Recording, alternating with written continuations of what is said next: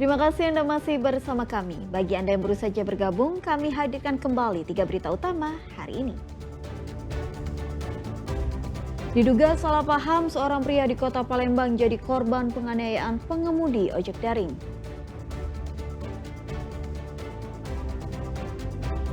Seorang pria di kota Palembang tertipu penjualan mobil di media online. Uang belasan juta rupiah raib.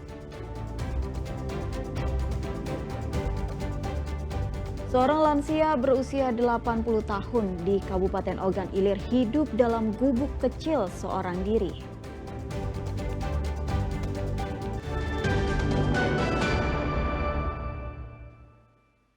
Harga beras di Palembang membuat pedagang tak bisa mendapat banyak keuntungan. Sementara warga memilih mengurangi belanja lauk pauk untuk mensiasati konsumsi beras tidak berkurang.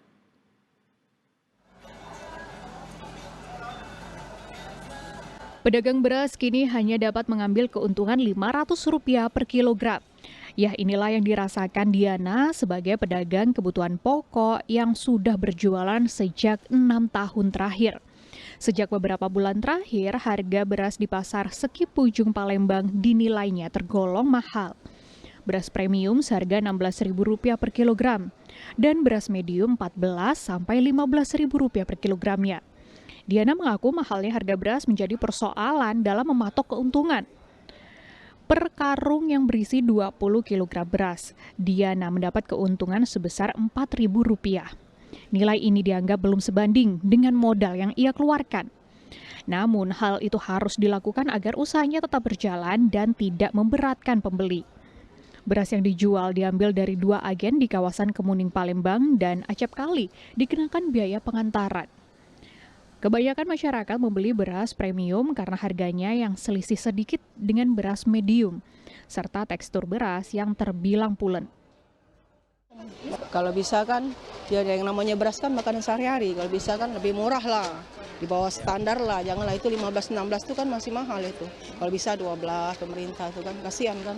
Belum yang lainnya kalau bisa. Kalau harga itu kan kebutuhan pokok itu kan kita harus inilah kalau bisa harus turun lah. Berbeda dengan pedagang, masyarakat sebagai konsumen mengaku merasakan imbas besar terhadap perekonomian sejak harga beras mahal. Meski begitu, mereka tidak mengurangi jumlah konsumsi beras karena merupakan pangan utama.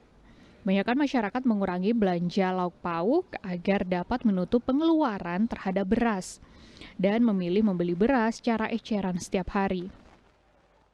Memang dikit ya, keluarga kecil ya. Itu aku makanya oleh mahal itu aku belinya kiloan loh. Bener, nggak bohong aku. Kadang beli cuma 2 kilo kayak itu. Masa beli? Nah iya, beli kadang-kadang sekilo. Kemarin beli sekilo. Ini mau beli lagi nanti 2 kilo kan. Paling buat 3 hari kayak itu. Kalau bisa diturunin kayak itu. Kan itu bahan pokok utama. Ya, kayak beras, kayak telur itu kan. Harganya tinggi terus kan. Harga beras mahal ini menjadi kondisi yang perlu diperhatikan pemerintah dan mendapatkan tanggapan secepatnya. Muhammad Ardi melaporkan dari Palembang. Kejaksaan Negeri Palembang memberi keterangan resmi terkait penggeledahan di 2 kantor dinas Kota Palembang beberapa waktu lalu. Penggeledahan ini dilakukan atas dugaan korupsi pengadaan bahan bangunan dan konstruksi rutin Waskim tahun anggaran 2024. Kejaksaan Negeri Palembang akhirnya memberikan pernyataan terkait penggeledahan di 2 kantor dinas Kota Palembang beberapa waktu lalu. 2 kantor dinas itu yaitu Dinas Perkimtan Palembang dan Dinas Sosial Kota Palembang. Penggeledahan dilakukan terkait kasus dugaan korupsi pengadaan bahan bangunan dan konstruksi rutin Waskim dengan nilai kontrak sebesar 2, miliar rupiah pada tahun 2024 lalu. Hasil penggeledahan di 2 kantor dinas Kota Palembang itu disita sejumlah dokumen dan barang bukti elektronik serta barang bukti lain. Barang bukti sitaan berkaitan dengan kegiatan pengadaan yang dimaksud. Dalam penyelidikan terindikasi adanya kegiatan fiktif dan kegiatan kurang volume dalam belanja bahan-bahan bangunan. Ditemukan dokumen-dokumen, kemudian barang bukti elektronik serta barang bukti lainnya. Telah ditandatangani oleh pihak swasta dengan pihak Terkim TAN, itu pengadaan tersebut senilai 2.556.322 rupiah. Meski telah melakukan penggeledahan dan meminta saksi-saksi, namun Kejaksaan Negeri Palembang belum menetapkan satu orang pun sebagai tersangka. Sementara untuk besaran kerugian negara atas perkara ini masih terus dilakukan perhitungan oleh pihak Kejaksaan Negeri Palembang. Dedi Ruansyah melaporkan dari Kota Palembang. Perusahaan daerah air minum Oku Timur membuka peluang bekerja sama dengan pihak swasta terkait penyediaan pompa air minum di Kabupaten Oku Timur. Kerjasama ini untuk mendukung sistem pengelolaan air bersih yang lebih baik.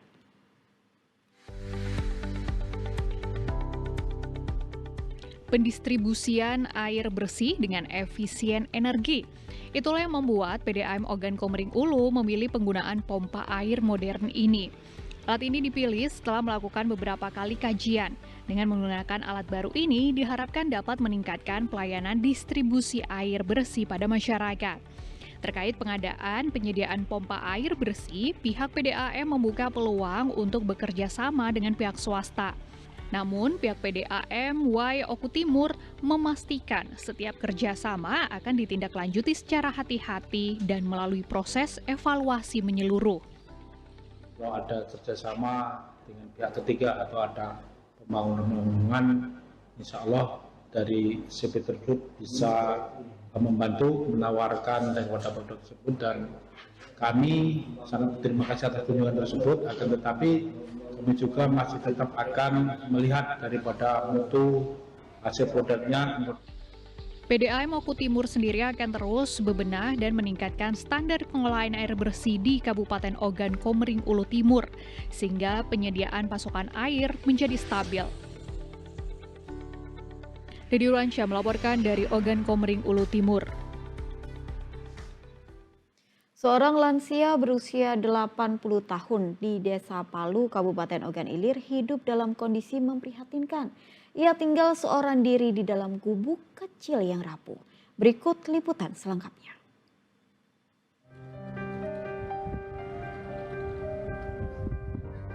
Di gubuk berukuran 12 meter persegi ini, kakek Endan berteduh dari panas dan hujan.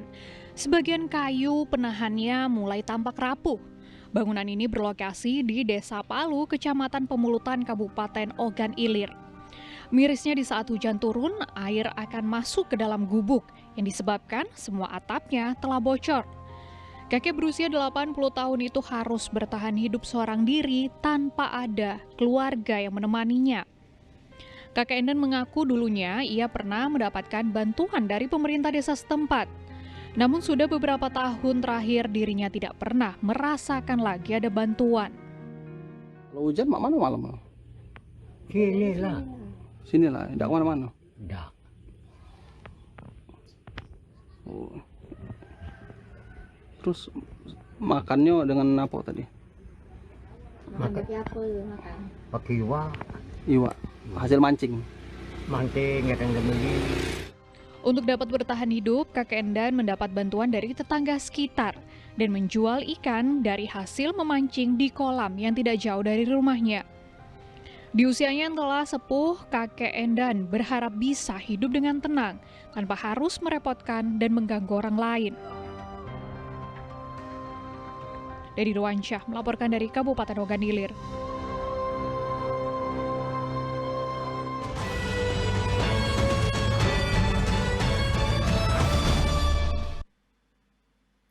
Modifikasi lomba 17-an yang seru tentu jadi magnet perhatian warga.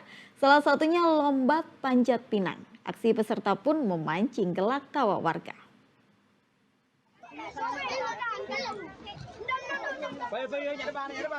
Batang pinang setinggi 7 meter dipanjat dengan semangat oleh para peserta. Lomba panjat pinang digelar warga Korte Kampung 5, Jua-Jua Kayu Agung, Kabupaten Ogan Komering Ilir. Kegiatan ini untuk merayakan Hari Kemerdekaan Republik Indonesia. Uniknya, gelaran lomba panjat pinang ini diadakan di tepian Sungai Komering. Meski di bawah terik sinar matahari, tidak menghalangi para peserta untuk menaklukkannya. Dengan semangat 45, para peserta silih berganti berupaya menaklukkan pohon pinang yang telah diberi cairan pelicin itu. Licinnya batang pohon pinang membuat para peserta kesulitan menuju puncak meraih hadiah-hadiah. Para penonton pun tertawa dengan pecah setiap kali peserta yang mendekati puncak namun harus merosot ke bawah ke titik awal. Harapan kami selaku ini untuk kedepan nanti setiap tahun kalau bisa acara ini diadakan sampai semua mungkin. Jadi ini khusus untuk lingkungan 5, Ruan Jojo khususnya. Jadi kita bersama-sama hanya itu pekaul. Artinya sangat meriah dan memeriahkan. Bagi warga Kelurahan Jua-Jua, pesta rakyat perayaan 17 Agustus kali ini terasa begitu menghibur. Selain sebagai ajang silaturahmi antar warga, seluruh hadiah lomba merupakan hasil gotong royong dari sumbangan masyarakat sekitar. Dedi Ruansyah melaporkan dari Ogan Komering Ilir.